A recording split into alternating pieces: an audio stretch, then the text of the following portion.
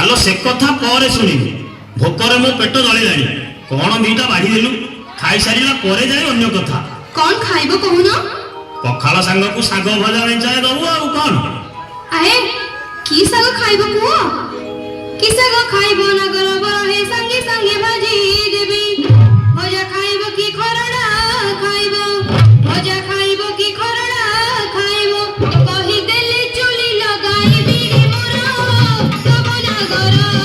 जमा करिबी नाही उजुरे मोर तब ना गर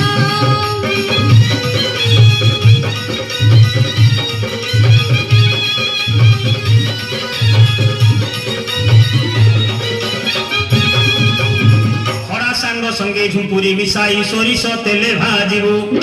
पखाल सांग को बढ़िया लागिबो पखाल सांग को बढ़िया लागिबो गोटा पियाज पकेई थिबुल मोर नवनागरी घरे खाइले होई मिठुरिल मोर नवनागरी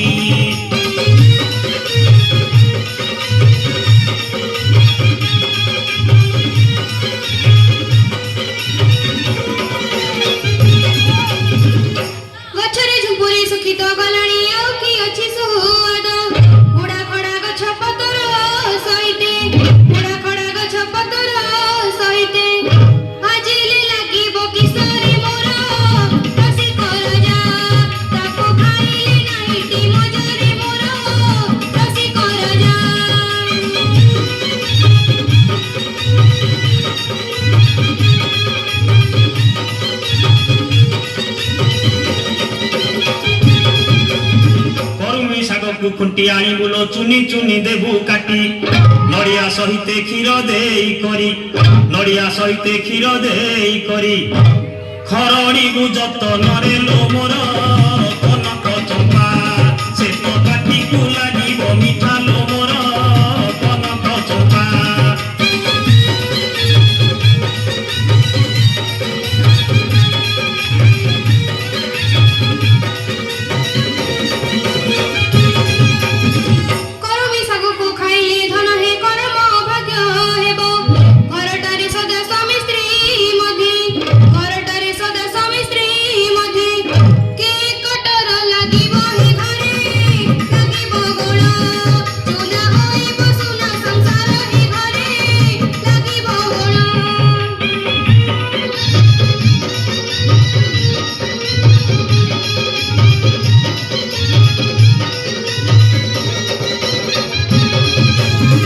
सीझा मुग जाई सांगरे सजना साग को पकाई देबू देसी पियाज को सरू सरू काटी देसी पियाज को सरू सरू काटी कंचा लंका पकाई बुलो साग चंचल भाज पखाल को लागिबो मौजल साग चंचल भाज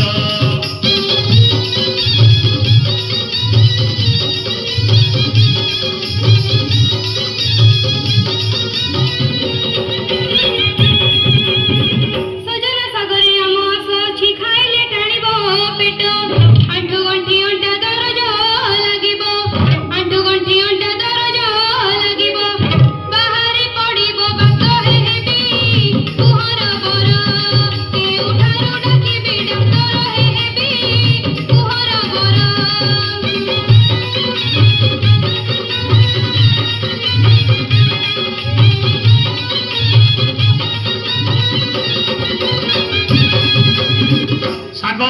କଥା ଜଣା ପଡ଼ିଲା ଲୋ ଦେଖାଉ କେତେ ଚାତର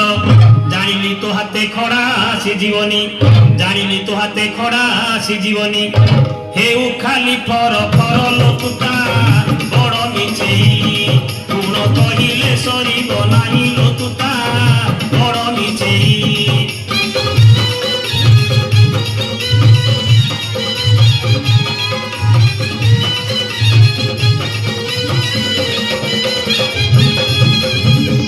ମୋ ଗୁଣଟା ଖରାପ ଆଉ ତମ ଗୁଣଟା ଭାରି ଭଲ। ଆଲୋ ଖୁଣ୍ଟ ଦୋଷ ତମ ବଂଶ ଗୁଣ ଯାହା ତୋ ଗୁଣ ବି ସେଇଆ ତୁ କଣ ସ୍ୱର୍ଗରୁ ଖସି ପଡ଼ିଛୁ କି ହେଇଟି ଯାହା କଣ ପଛେ ମୋ ବଂଶ ନା ଜନ୍ମ ଧରଣୀ। ନାସାଭର ପିଲା ତ କହିଲେ ବାଧା ଲାଗିଯାଉଛି। ରହେ ତୁମ ଜମିଦାର ପଣିଆ ମୁଁ ଜାଣିଛି ଚାଉଳ କିଣା ନା ବାଜୁଛି ବିଣା ପୁଅର ଚାକର ଦେଖ। ଆଲୋ ବୋଜି ମୁହିଁ ପୁଅ ଲଣା ଖାଇ ଜାଣିବୁ କାହିଁ ସୁଆଦ ଯାହା କହିଲେ ତୁ ଗାଲୁ ମାରୁଅଛୁ ଯାହା କହିଲେ ତୁ ଗାଲୁ ମାରୁଅଛୁ ତୋ ବୋପା ବଂଶ ଗୁଣ ତୋ ବୋପା ବଂଶ ଗୁଣ ତୋ ବୋପା ବଂଶ ଗୁଣ ତୋ ବୋପା ବଂଶ ଗୁଣ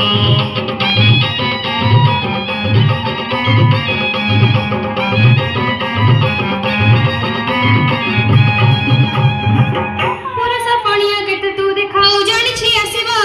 କାଳୁ ସାଇତି ରଖିଛି ତୋ ପାଇଁ ଔଷଧ ସାଇତି ରଖିଛି ତୋ ପାଇଁ ଔଷଧ ନଡ଼ିଆ ଖଡ଼ିକା ଝାଡୁ ନଡ଼ିଆ ଖଡ଼ିକା ଝାଡୁ ନଡ଼ିଆ ଖଡ଼ିକା ଝାଡୁ ନଡ଼ିଆ ଖଡ଼ିକା ଝାଡୁ।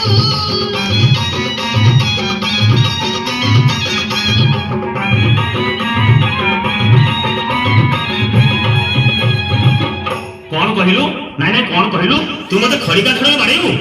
ନାଇଁ ମ ଫୁଲ ଚନ୍ଦନ ଦେଇ ପୂଜା କରିବି। କଳି ହୁଡ଼ି ଭେଡ଼ି ମିଛେ କରୁ ରଡ଼ି ମାଗି ଖିଆ ଘର ଝିଅ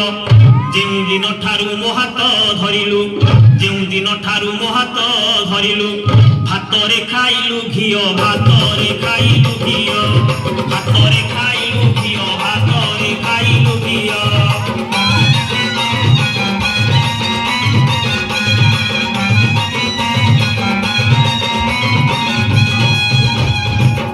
ତୁହିଟା ମୂର୍ଖ ବୁଦ୍ଧି ସୁଧି ନାହିଁ ନିପଟ ବଣ ମଣିଷ ଦି ଅକ୍ଷର ସିନା ପଢ଼ିଥିଲେ ପାଠ ଦି ଅକ୍ଷର ସିନା ପଢ଼ିଥିଲେ ପାଠ ଜାଣନ୍ତୁ ମାନ ମହତ ଜାଣନ୍ତୁ ମାନ ମହତ ଜାଣନ୍ତୁ ମାନ ମହତ ଜାଣନ୍ତୁ ମାନ ମହତ।